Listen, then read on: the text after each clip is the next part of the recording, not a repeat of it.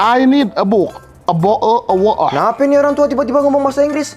Ketempelan soto London. Enak aja. Ini gue belajar bahasa Inggris ada maksudnya, Yom. Kenapa sih, Be? Kenapa belajar bahasa Inggris? Buat apa? Jadi, gue belajar bahasa Inggris, soalnya Indonesia ditunjuk jadi tuan rumah dari kegiatan ISA ICT 2024. Oh, ICT. Dijebak Mas, Be? Itu mah ITC namanya. Beda lagi nih.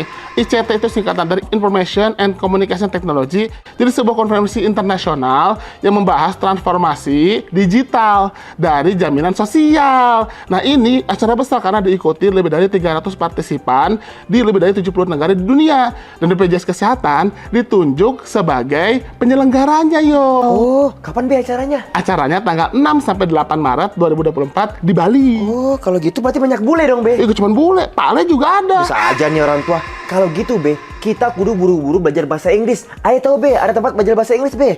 Namanya Kampung Arab, Be. Bukan kampung Arab dong, kampung Inggris di Pare Oh, tuh. ya itulah masuknya. Itu, Be, aja, Be, ya. Iya. BPJS Kesehatan.